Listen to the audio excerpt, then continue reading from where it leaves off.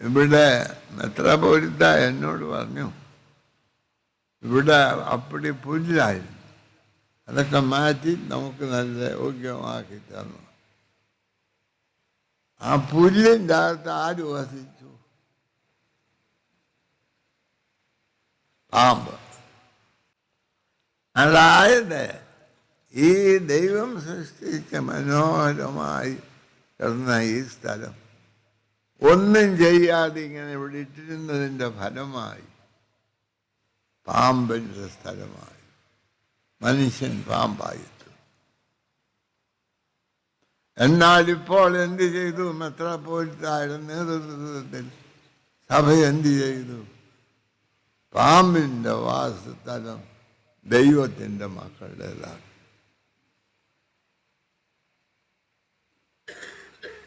നിങ്ങൾ ഇപ്പോൾ ഇരിക്കുന്ന ആ സ്ഥലത്തുണ്ടല്ലോ, അത് ബെഞ്ചയിലായാലും നിലത്തായാലും, അവിടെ കഴിഞ്ഞ മാസത്തിൽ ഒരു പാമ്പായിരുന്നു.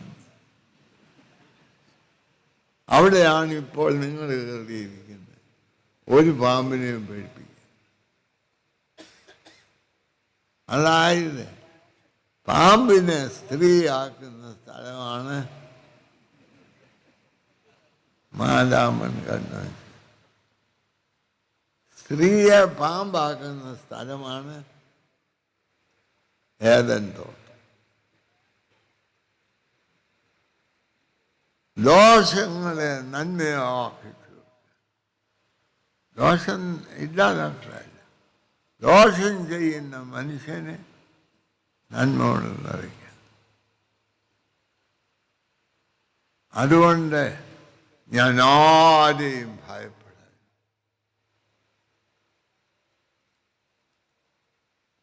ദൈവം നമ്മളുടെ സഹായമെങ്കിൽ ഭയപ്പെട്ടിട്ട് കാര്യമില്ല. ഭയത്തിൻ്റെ അടിസ്ഥാനം എന്താ?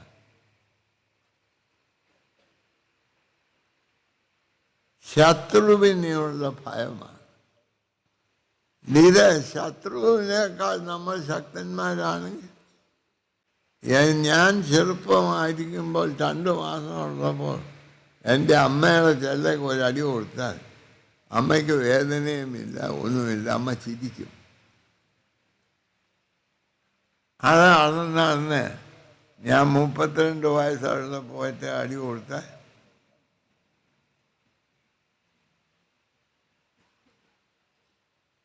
അതുകൊണ്ട് നാം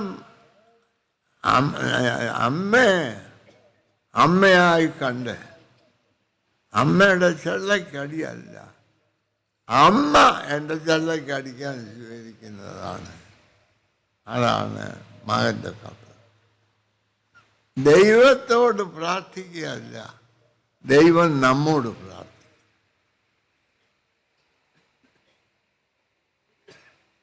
നമ്മളധികം പേരും ദൈവത്തിന് കമാൻഡ് കൊടുക്കും. ദൈവം എന്തോ ചെയ്യണം, ആ രോഗിയെ നീ സൗഖ്യമാക്കണം.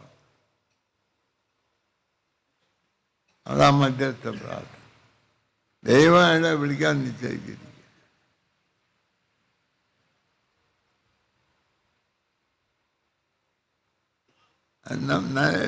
മരിക്കുന്നതിന് മുമ്പ് അവിടെ മരിക്കും യഹോവയിൽ ആശ്രയിക്കും. മരിച്ചു കഴിയുമ്പോൾ പറയുന്നു ദൈവം നിന്നെ ദൈവത്തിൻ്റെ മടിയിലേക്ക് കൊണ്ടുപോയെന്ന് പറയും. അതിനു മുമ്പ് പറയും കൊണ്ടുപോകുന്നില്ല, പേടിക്കാൻ. എൻ്റെ അഭിപ്രായം നമ്മുടെ പ്രാർത്ഥനാ രീതി മാറ്റണം. ഇപ്പോൾ ദൈവം എന്തോ ചെയ്യണമെന്ന് നമ്മൾ ദൈവത്തിന് ഉപദേശം കൊടുക്കുന്നതിനാണ് പ്രാർത്ഥന.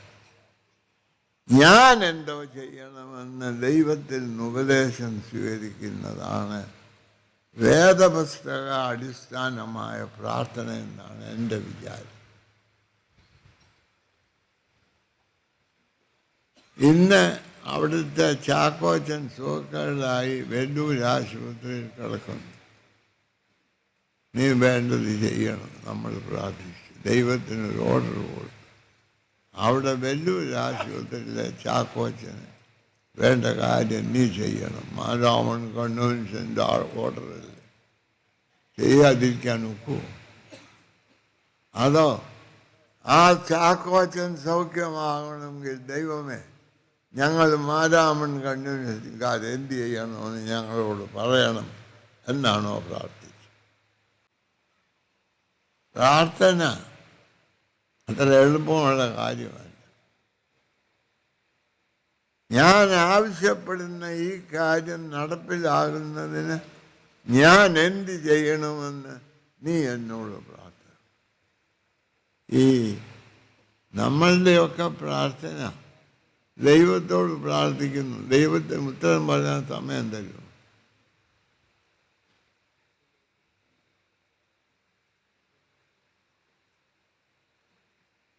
ഞാൻ എൻ്റെ ജ്യേഷ്ഠൻ്റെ മക്കളുടെ കൂടെ ഒരു പള്ളിയിൽ പോയി. ആ പള്ളിയിൽ ഒരു വീട്ടിൽ താമസിച്ചു. അപ്പോൾ ഞാൻ ആ വീട്ടുകാരുടെ ഫോൺ ഉപയോഗിച്ച് എൻ്റെ ജ്യേഷ്ഠൻ്റെ മക്കൾ അവർ സ്നേഹസല്ലാപങ്ങൾ തുടങ്ങി. അന്നേരം കുറച്ച് കഴിഞ്ഞപ്പോൾ ഞാൻ പറഞ്ഞു, ഇത് പള്ളി വക ഫോണാണ്, നിങ്ങൾക്ക് സംസാരിക്കാനുള്ളതല്ല, അതുകൊണ്ട് പിടിച്ചു പറിക്കണം വെച്ചു.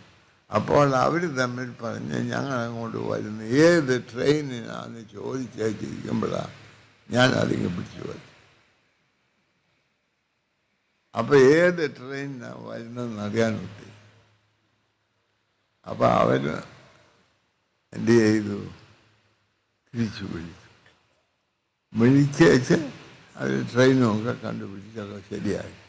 എന്നിട്ട് പറഞ്ഞു, തിരുമേനിയോട് പറഞ്ഞേരെ അടുത്ത ഞായറാഴ്ചത്തെ സ്തോത്രയാഴ്ച ഞങ്ങൾ ഇത് ഈടാക്കുവാണ്. നമ്മൾ ഇന്ന് ദൈവത്തോട് പ്രാർത്ഥിക്കുകയല്ലാതെ ദൈവശബ്ദം കേൾക്കാൻ ശ്രമിക്കുന്നു. ഏത് ട്രെയിനിനാണ് വരുന്നതെന്ന് ചോദിച്ചാൽ ട്രെയിൻ ഇത് താഴെ വെച്ചാൽ ചോദിച്ചാൽ ഇന്ന് ഈ ദേശത്ത് ഈ സ്ഥലത്ത് നീ എന്നിൽ നിന്ന് ആഗ്രഹിക്കുന്നതെന്ത്? യഹോവയിൽ ആശ്രയിക്കുന്നവർക്കൊരു കുറവും വരട്ടെ. കഷ്ടതയും ദുഃഖതയും ആയുസിൻ്റെ അനുഗ്രഹമാണോ അല്ലയോ? ദുഷ്ടതയല്ല, കഷ്ടത ആയുസിൻ്റെ അനുഗ്രഹമാണോ അല്ലയോ? ഒരു കഷ്ടവുമില്ലാത്ത ലോകം വേണം. എന്നെ 10 മാസം ഗർഭത്തിലിട്ട് വളരെ ഭക്ഷണത്തിലുമൊക്കെ ക്രമീകരണം ചെയ്ത് പല വേദനകളും ഉപയോഗിച്ച് എൻ്റെ അമ്മയ്ക്ക് അമ്മയുടെ ഗർഭവാസത്തിലെ കുഞ്ഞിനെ 6-ാം മാസം അലസി പോയാൽ സന്തോഷമാണോ സങ്കടമാണ്? കഷ്ടത ജീവിതത്തിൻ്റെ അനുഗ്രഹമായി കരുതുന്നവരെ എല്ലാവരും അല്ലേ? നിങ്ങൾക്ക് ചിലർ ജോലി അലൂക്കാസിൽ പോയി ഒരു സാരി കഴിഞ്ഞ ആഴ്ച വാങ്ങിച്ചിട്ട് മാരാമണ് കണ്ടുകൊണ്ടിന് വരാൻ. മാരാമൻ കൺവെൻഷന് വരണ്ടായിരുന്നെങ്കിൽ അത് വാങ്ങിക്കണ്ടായിരുന്നു. അത് വാങ്ങിച്ചതിന് എന്ത് ചിലവായി? അപ്പോഴുള്ള കാര്യം എന്നാന്ന് ചോദിച്ചാൽ, ഇപ്പോൾ നിങ്ങളത് വിട്ട് അവിടെ ഇരിക്കുമ്പം നിങ്ങളുടെ ചുറ്റുപാടുള്ളവരൊന്നും ഞാൻ പറയുന്ന കേൾക്കില്ല, അതേ നോക്കിക്കൊണ്ടിരിക്കുക.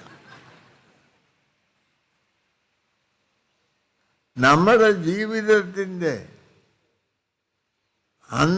ആഗ്രഹങ്ങൾ എന്താണ്? ദൈവത്തിൻ്റെ ഇഷ്ടമാണോ നമ്മുടെ താല്പര്യമാണോ നമുക്ക് ആവശ്യം? നാം ആഗ്രഹിക്കുന്നതാണോ ദൈവം നമുക്ക് തരുന്നതാണോ എന്നാണ്. കർത്താവായ യേശു ക്രിസ്തുവിനോട് പിതാവായ ദൈവം പറഞ്ഞു, മോനെ, ഞാൻ അവിടെങ്ങും ഇല്ലായിരുന്നു, എൻ്റെ ഒരു ഊഹം പറഞ്ഞതിനോട്, അല്ലാതെ നീ അവിടെ കാണും നിങ്ങൾ സ്വർഗത്തിൽ വരാനിടയായെങ്കിൽ ഇങ്ങനെയൊക്കെ ഈ തിരുമേനി പറഞ്ഞാന്ന് പറഞ്ഞു പിടിപ്പിച്ച് എന്നെ കുഴപ്പത്തിലാക്കരുത്. അതുകൊണ്ട് പറയും, മോനെ, നമ്മൾ അബ്രഹാമിനെ, ഇസാക്കിനെ, യാക്കോബിനെ, യേശാവിനെയും ഒക്കെ അയച്ചു, ഒരു ഗുണവുമില്ല.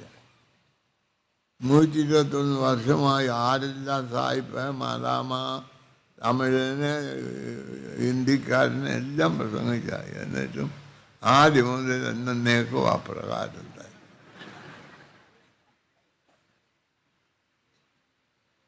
ഇനി നീ ഒന്ന് പോയേ പറ്റുള്ളൂ. അപ്പോൾ ഞാനവിടെ ഇല്ലായിരുന്നു, എന്നാലും എൻ്റെ അഭിപ്രായം യേശുക്രിസ്തു പറഞ്ഞു, അപ്പച്ചൻ പറയുന്നത് ഞാൻ ചെയ്യാം, എനിക്കത് ഇഷ്ടമാണ്.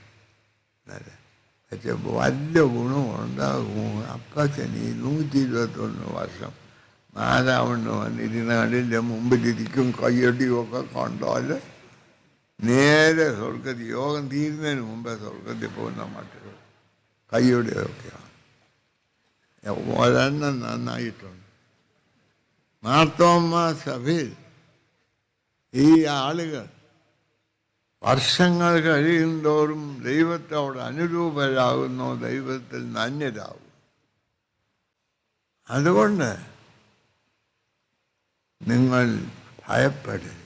അവിടെ പറയുന്നുണ്ട്, കൂരിൽ താഴ്വരയിൽ കൂടെ നടന്നാലും ഞാനൊന്നും ഭയപ്പെടില്ല. യഹോവ എൻ്റെ ഇടയനാ, എനിക്കൊന്നിനും കുറവില്ലെന്ന് പറഞ്ഞു. യഹോവ നിന്നെ നടത്താൻ പോകുന്ന ഇവിടെ കൂരിൽ താഴ്വര. ദൈവത്തിൽ ആശ്രയിച്ച് ആപത്തിൽ ചാടാത്ത ആരെയും നിങ്ങൾക്കറിയാം. നിങ്ങൾക്ക് 2 പേരെ അറിയാം. അവരെ ആശ്രയിച്ചെന്ന് പറഞ്ഞെന്നല്ലാതെ ആശ്രയിച്ചിട്ടില്ല. അതുകൊണ്ടാണ് നിങ്ങൾക്ക് അത് മനസ്സിലാകാം. ദൈവത്തെ പരിപൂർണമായി ആശ്രയിച്ച ആളാരാ? യേശു. ചാടിയോ പോലുള്ള ആപത്തിൽ വല്ലവരും ചാടിയോ? ഇപ്പോൾ ഞാൻ ഒരു ചോദ്യം ചോദിക്കുക. ഇന്ന് രാത്രി ദൈവം നിങ്ങളോട് വരുന്നു, നിനക്ക് ഇപ്പോഴത്തെ ഭാര്യയെ ഉപേക്ഷിച്ചു വേറൊന്നിനെ ഞാൻ തരാമെന്ന് പറഞ്ഞാൽ നിന്റെ പ്രതികരണം എന്തായിരിക്കും? പലരുടെയും പല്ലിപ്പോൾ എനിക്ക് കാണാം.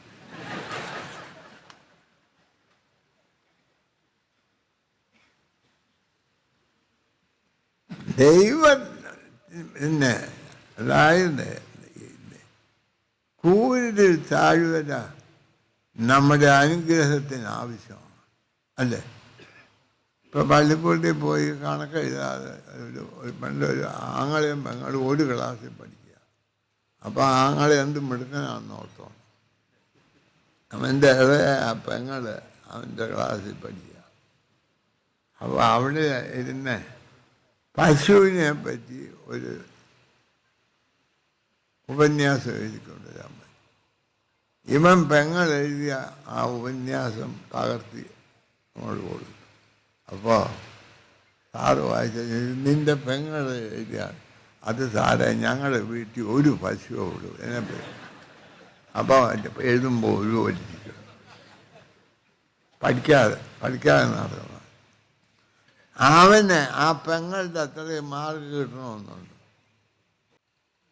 ഞാൻ പറഞ്ഞു, ബെനഡിക്ട് മാർ ഗ്രിഗോറിയോസ് തിരുമേനി ഞാനും കൂടെ ഒരുമിച്ച് പഠിച്ചതാണ്.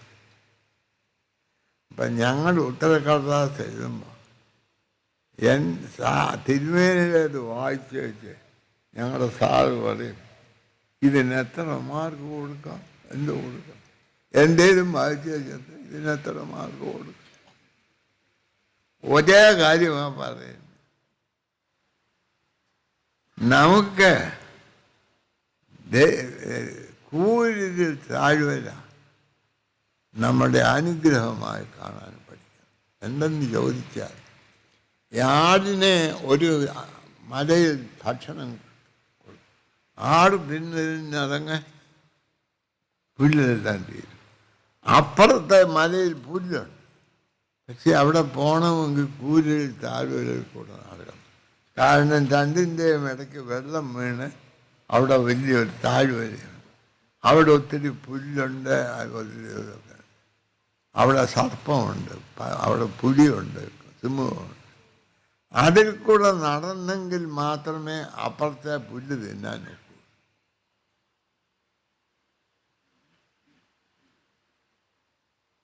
അതുകൊണ്ട് യഹോവ നിന്റെ ഇടയനായതുകൊണ്ട് നിന്നെ യഹോവ അടുത്ത മലയിൽ കൊണ്ടുപോകും. അപ്പോൾ സിംഹം നിന്നെ കടിച്ചു തിന്നാൻ വരും. പക്ഷെ നീ ഭയപ്പെടാൻ, ആ സിംഹം നിന്നെ തൊടുകയും. എനിക്ക് നിങ്ങളോട് പറയാനുള്ളത്, ഈ സങ്കീർത്തനക്കാരൻ നമ്മോട് പറയുന്നു, ദൈവത്തിൽ നിങ്ങൾ പൂർണ്ണ ആശ്രയമില്ല. യേശുക്രിസ്തു എന്ത് പറഞ്ഞു? യേശുക്രിസ്തുവും പീലാത്തോസും കൂടെ എൻ്റെ മുമ്പിൽ ചെന്നു. പീലാത്തോസിന് യേശുക്രിസ്തുവിന് വിടുവിച്ചാൽ കൊള്ളാമെന്നൊക്കെ പല കാര്യങ്ങളൊക്കെ പറഞ്ഞു.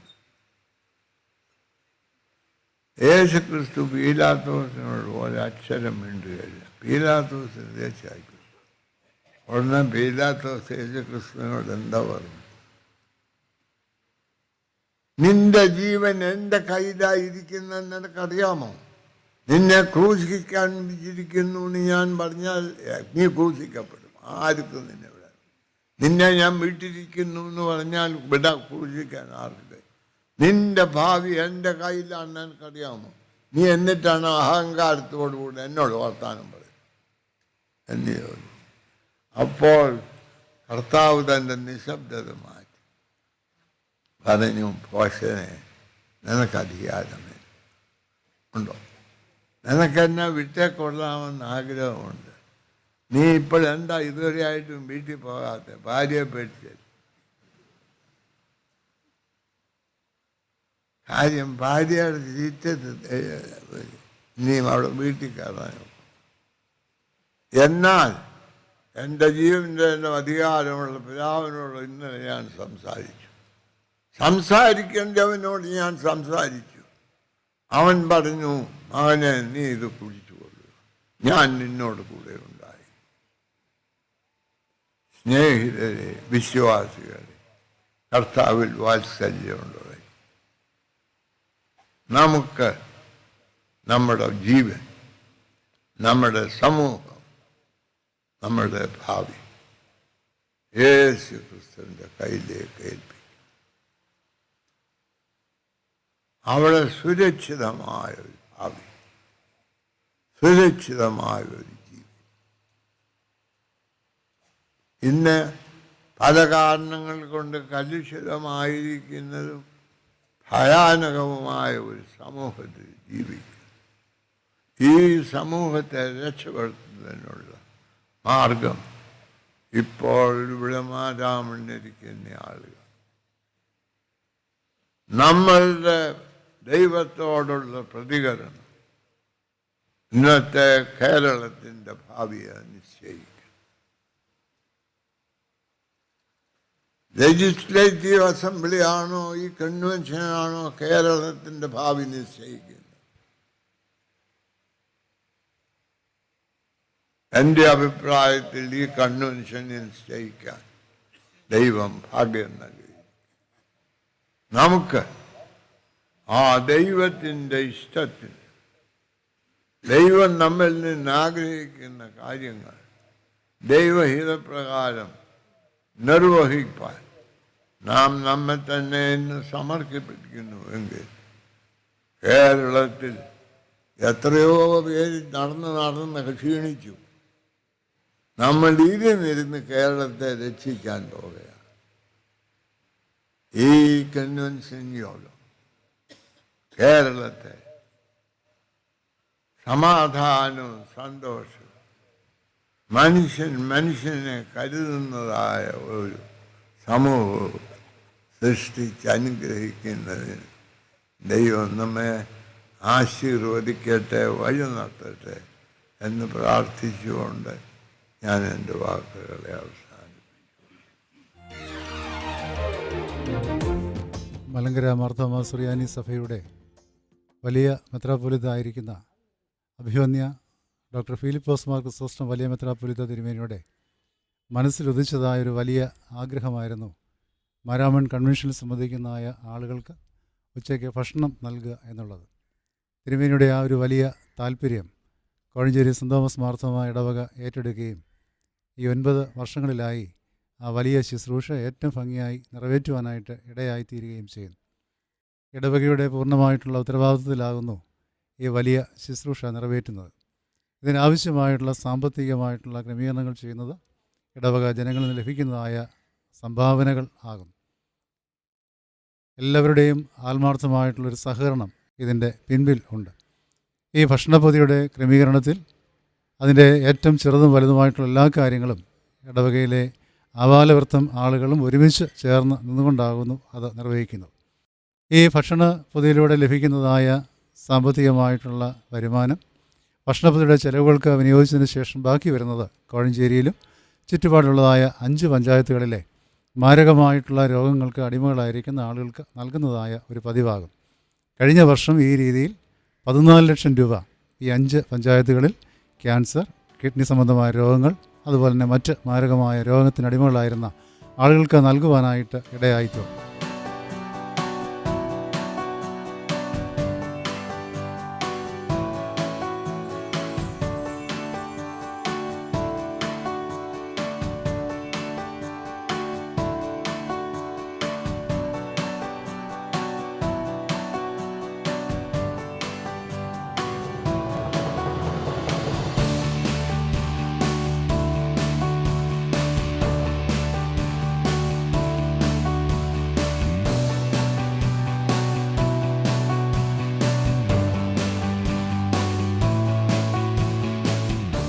കഴിഞ്ഞ 9 വർഷമായിട്ട് വളരെ നല്ല രീതിയിൽ ഈ ഒരു സംരംഭം പ്രവർത്തിച്ചു പോകുന്നു.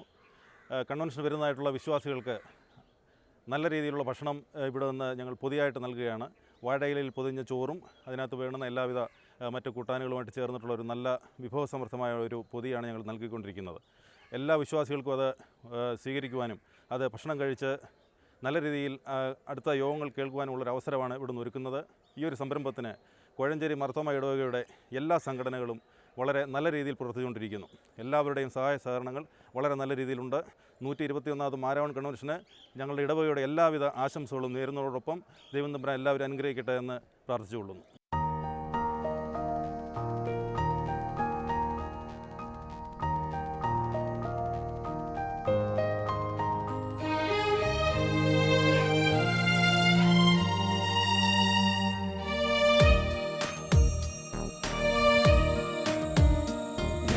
ചോദിച്ചതിലും ഞാൻ നനച്ചതിലും എത്ര അതിശയമായി നടത്തി.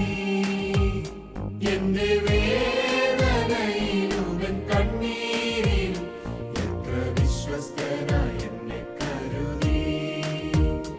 എന്റെ വേദനയിലും എൻ കണ്ണീരിലും എത്ര വിശ്വസ്തനായി എന്നെ കരുതി. ഞാൻ എന്നും എപ്പോഴും നീ കൂടെയുണ്ടല്ലോ. ഭയമേ